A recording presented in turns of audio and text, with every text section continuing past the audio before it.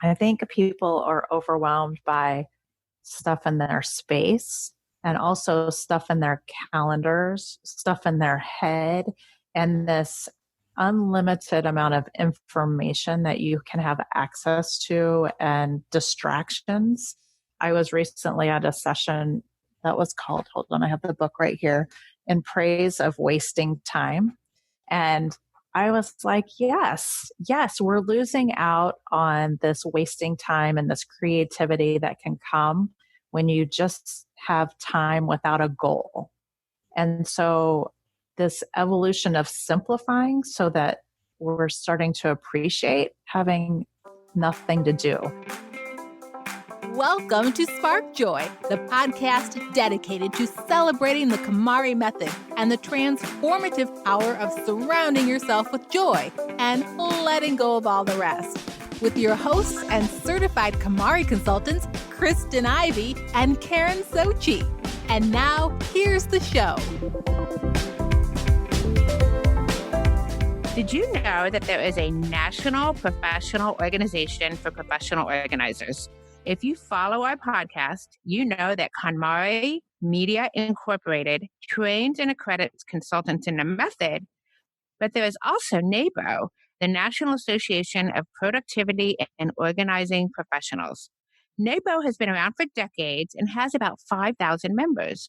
Organizers receive support, continuing education, and create relationships with colleagues through the national and local chapters.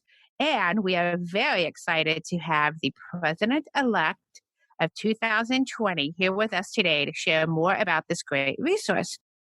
Amy Tokos is a certified professional organizer and productivity consultant. Amy's background is in engineering, and she previously worked making manufacturing processes simpler and more efficient, also known as lean manufacturing. In 2008, she started the company Freshly Organized, and she began bringing the lean thinking to the homes and offices of her clients. Amy's business has grown over the years to include employees, and she spends much of her time running her business, doing speaking engagements, and being available for her young adult children. Welcome, Amy. Thank you for having me. We are so pleased to chat with you today and have you on our show.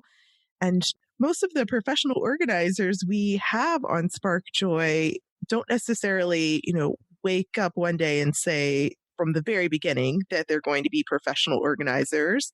And I believe that's the case for you. You were drawn to this work for a couple of different reasons, but you also started in engineering before becoming a professional organizer. So I'd love to hear more because you're just like me. We started looking at processes and equations and math and science before kind of jumping into organizing. So I'm curious to hear more about your journey. Oh, totally. That was me. I was working as an engineer. I started at Quaker Oats and then I worked at General Motors. And General Motors was pretty amazing. They do a lot of lean manufacturing, and it was really a huge education for me on how to time things and how to be really super efficient. They had things timed down to the second when I worked there, and I'm sure it's still like that. So I started doing engineering. Then I, started having children, which was very great. And I stayed home for a little bit. And after a while, I was doing the lean stuff in my home with 4 children, if you can imagine that. And then my friends would have me come over and help them do the lean, which is basically just simplifying processes, minimizing steps, things like that. And then I decided I would do it as a profession. And that's when I found NAPO.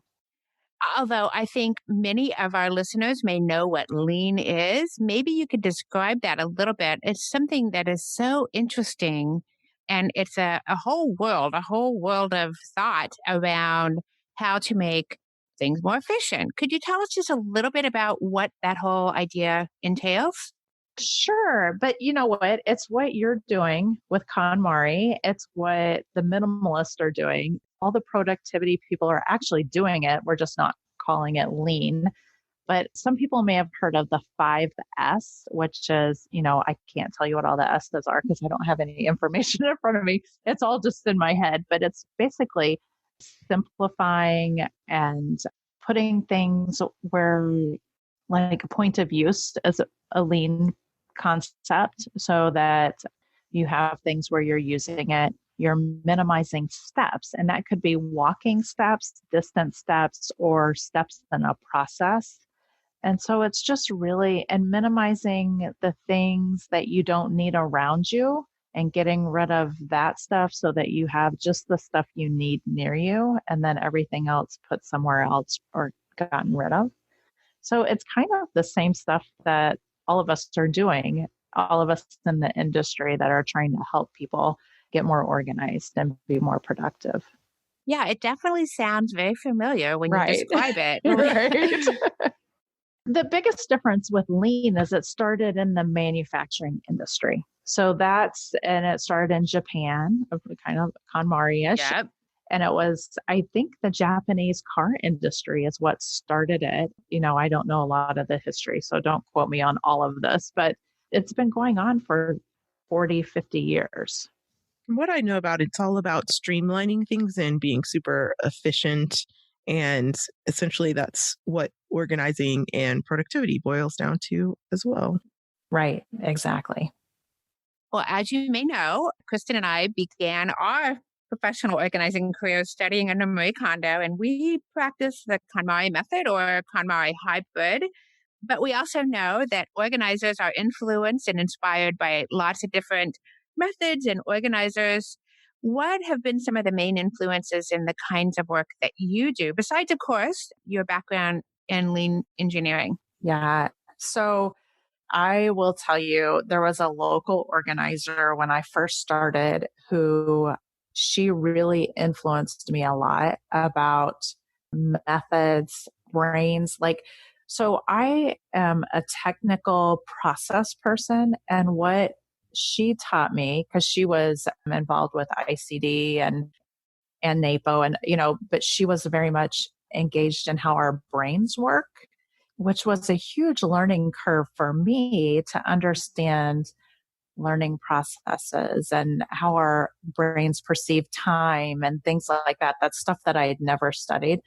So Ellen was her name. She's moved away and I don't even think she's organizing anymore, but she was my top influencer in how I started my business, how I treat my employees, and how I always need to be educating myself on how to be a better organizer and productivity consultant for my clients. The next, I would say, are the minimalists. When I heard about them, that just kind of felt very natural to me to say, oh my gosh, that's me. I'm not a complete minimalist, but I do lean towards minimalism. So those two have been a really good influences on me. We are definitely a fan of anything under the umbrella of less is more. So we definitely appreciate those influences. Right. Well, Amy, with all of your experience in both organizing and productivity, what are some common challenges that some of your clients seem to face when you are actively organizing with them? And what are the techniques that you lean on and find most helpful? Well, I think one of the biggest challenges is there's so much opportunity out there to try something new, to do something bigger and better, or, to get an app that's going to solve this piece of your problem. So it ends up that we start to be overwhelmed by all of that stuff, all the things that are supposed to be simplifying our lives, but actually add complicated levels or layers, I would say. And so I always go back to that simplifying the process. So if you have something that's working, then keep using it. And just because somebody tells you this thing's great, a lot of times we sign up for things or we try things just to try it because somebody told us about it. And really what we're doing could be working. And so it just gets overcomplicated. I love that you mentioned that. I find that happens a lot when I'm working, even just within my home. Like I always, because I'm in the organizing industry, think, what could I do more in my own home? And recently I've kind of given myself permission to lean into the fact that, if it's not broke, don't fix it. Like you don't need to do any more, tweak anything else. It gets to a point where there's just diminished returns when you're going to organize something sometimes if you kind of overthink it or over process it, I guess. Yeah, yeah. And isn't it liberating when you give it up and you're just Yes, like, I'm this is good good. enough, It's like right? it's accepting. It's like, yes, I'm doing fine. Yeah, yeah. Yeah. You mean that part where you look at your closet and you're like, how can I rearrange this one more time to do a little Right. bit different? Or what kind of arrangement can I do in my silverware drawer to make it just a little bit better? Right. Right. That's it. Yeah, that's not good. I agree. I think it's good to kind of move beyond that when possible. Yeah. The question, does it spark joy, is a simple one, but not so easy to execute alone. Extend your tidying experience by joining the Spark Joy Club, our online community filled with our clients, fellow listeners, and KonMari enthusiasts ready to support your journey. If you find yourself buried under clothing, stuck on storage, or pointing fingers at untidy housemates or family members, we want to help you finish your tidying journey once and for all. Support the show at the Joy Riser level and receive access to our exclusive virtual community, as well as the Tidy Home Joy Journal, your #1 tidying companion. Visit sparkjoypodcast.com and click on Join the Club to get started. And now back to the show. Now, as your role of active president-elect of NAPO for this upcoming year, congratulations, by the way, that's amazing. Thank you. Could you tell us a little bit more about NAPO and your role and how you got involved there with that organization? Yeah. So NAPO is a national and actually international organization, association. And when I decided that I wanted to be a professional organizer, I was contemplating, do I go back to work and work full time? My kids were little. They were like 7 and under, or maybe 8 and under. And I was trying to decide what to do. Well, I did a little research, did a little Googling, and I found this national association. That was the very first thing I did. I was like, this is where I want to go. This is where I want to be. And NAPO they gave me a group of people who are trying to do the exact same thing I was doing or doing the same thing that I wanted to do. There was this knowledge base that was there. And back in the day, they had a community email that you could email. Now it's a point community and you could ask any question. And so my business just ramped up so much faster because of all of those resources. And then they have the education and just increased my business success by having all these role models, had employees or, had all these different things going on in their businesses. And I'm like, oh my gosh, I just want to help my neighbor get organized. And then I realized, wow, this could be really something big and really fun. I can be speaking, I can be doing all sorts of things. So NAPO really gave that to me. So that was my first, I joined. And then from there, I just started volunteering. And, 12 years later, I'm going to be the president of NAPO, which is kind of it's been a really great journey. And I've learned so much from NAPO, the education classes, and all of my colleagues and all the NAPO members. It's amazing. Professional organizations like that are just so invaluable. I remember when I was I was thinking about going into the design industry full time. I was a member of 4 organizations and I was on the board of all 4. And it was incredible. Like it turned into another job completely. So I just commend you because I know exactly like the amount of work you're dealing with as president of a board.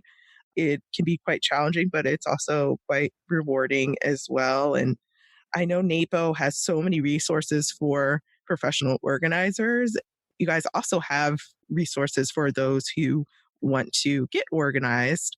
Could you talk a little Yes. bit more about those?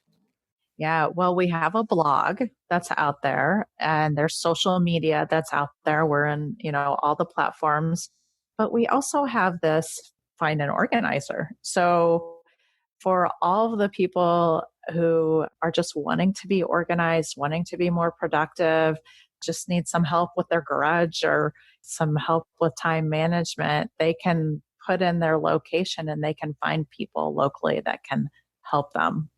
Well, that's a great resource. And I'm also a member of NAPO, along with being an active member in the KonMari world. And I can not agree more that the resources and the camaraderie and all those things have been really great. Well, as we've discussed, productivity and organization really do go hand in hand. And interestingly enough, Marie Kondo is about to launch her new book, Joy of Work with Scott Schonenstein. And NAPO recently expanded its own mission to encompass more of the focus on productivity. What are some of your thoughts on this evolution in recognizing that getting your home organized is really the first step toward making changes in other areas of your life? Oh my gosh. I just love that Marie Kondo's coming out with another book with Scott. What I appreciate is she is inspiring so many people to do exactly that, to get organized and to simplify and to go through her process with you guys. And I think it's great. What I think is so awesome about this evolution of this getting organized and simplifying your whole life, it's moving people away from being overwhelmed. I think people are overwhelmed by stuff in their space and also stuff in their calendars, stuff in their head, and this unlimited amount of information that you can have access to and distractions. I was recently at a session that was called, hold on, I have the book right here, In Praise of Wasting Time.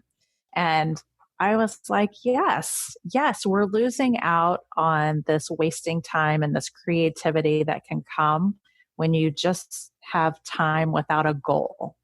And so this evolution of simplifying so that we're starting to appreciate having nothing to do instead of always being busy, which is what it was. Well, that's what it was when my kids were little. Every day it was like a badge of honor to be busy because, I wasn't working outside the house. And so I was like, oh, I'm busy doing this, this, this. And now it's like, oh my gosh, I'm so thankful I don't have anything to do tonight. So it's like, this is awesome. So it is a bit of an evolution, which is great. Yes. And I'm so glad that we were able to bring you on to kind of talk about that evolution since you have been in the industry for quite some time and now in this very important leadership role as well. Before you go, we of course have to ask you about your all-time favorite organizing tip or productivity tip. This probably is a tough question for you, but I know. but we love to simplify here down to one What favorite to if you can. choose from? What to choose from? Okay. So I would say off the top of my head, I like increased communication. So my favorite organizing tip would be having family meetings and not anything formal. Some people are like, what? That sounds crazy. But like I've been doing family meetings with my family for 20 plus years and they don't even know they're happening. So you can kind of do it on the sly and it's just creating this spot where you have intentional communication. So ours are Sunday evenings just because that's usually the evening. Nobody has anything going on. We sit together. It's the review of what everybody's got going on the week. And that's usually me asking the questions, what's going on? Any projects, any tests? I asked my husband, are you traveling this week? What do you got going on? This is what I've got going on. Oh, hey guys, this is what I have planned for meals this week. And I'm going to go get groceries on Thursday, add stuff to the list. Oh, you have a project. Do you need anything for that? And so it gets everybody kind of thinking their week out and being a little strategic and planning ahead. And it saves me a lot of time because, if the project, I know if you guys have kids, those projects, oh, mom, I have a project tomorrow. I need, exactly. And it's like, oh gosh, we got to go to the store and get a poster board or whatever. But it gets everybody in the mode of let's look at the week and see what's going on and see how we can help each other out or arrange carpools or whatever it is. So family meetings are kind of a really crucial opportunity to communicate. Great tip. And I love the simple nature of that. And it doesn't cost a dime to have a family meeting. So it's one of those things that you could do that maybe doesn't come top of mind when you think organizing. So I think that's a great one. And also, we have to ask at this very moment, what's sparking the most joy for you, Amy? Another really good question. There's so many sparks of joy in my life, but the one thing I'm going to point out is today, I live in Nebraska and it's cold all winter. And today I have some tulips that are blooming in a pot on my dining room table. Ah, I know. And it's so pretty. They're yellow and bright and it feels like spring. It doesn't feel like spring outside, but it feels like spring in my dining room. It's nice. Oh, I love that. Flowers are some of my favorite things also, and they do spark lots of joy. Our final question for you, or second to final question, is do you have any parting words of wisdom for our listeners? I think I would just say keep it real. We don't live in homes that function well when they're staged. And it may look good, but if you're in a family and your space looks perfect all the time, it probably means nobody's having any fun in your house, because if you're trying to maintain that and you're trying to get everyone else to maintain it, then it's going to create an environment that's not really fun to live in. So relax. Just know that pictures and photographs and magazines are staged. Those kitchens, typically people aren't cooking in there. There's no mail in those pictures. Like all that stuff that we do when we're living isn't happening in those pictures. So keep it real. Yeah, the Instagram kind of high bar that most people, even the people who are taking those pictures, don't live up to 24/7 by any stretch. Right? Yeah, totally. It reminds me of when I get asked, how can I get my desk to look like Marie Kondo's desk? And I just chuckled to myself because no one's actually seen Marie Kondo's desk at home. Like, to my knowledge, Marie Kondo has not released pictures of her home. So anything that they've seen is something that's completely staged on Instagram, and it's not actually Marie Kondo at her desk. So right. But it looks good for a picture. Sure. Exactly. And it does inspire people. Exactly. We just can't put that expectation on ourselves. Right.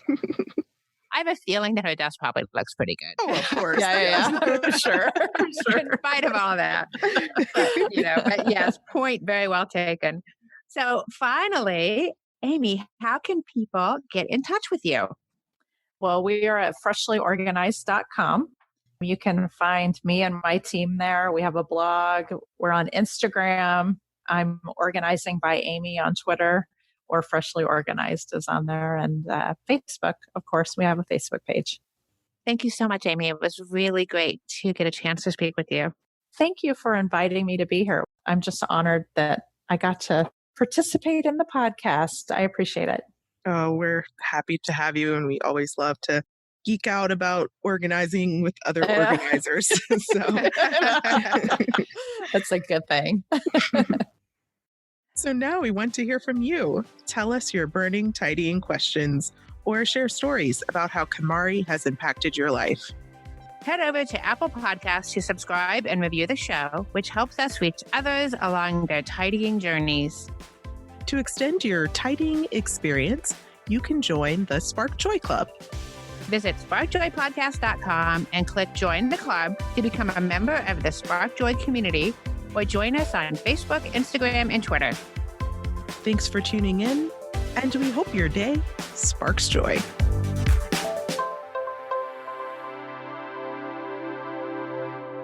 Thank you for listening to Spark Joy with your hosts Kristen Ivy of For the Love of Tidy in Chicago and Karen Sochi of The Serene Home in New York City. Spark Joy, the podcast, is not endorsed by or affiliated with KonMari Media Inc. The opinions expressed on this episode represent the views of the co-hosts and guests alone and do not represent the corporate position of KonMari Media Inc. or the KonMari consultant community.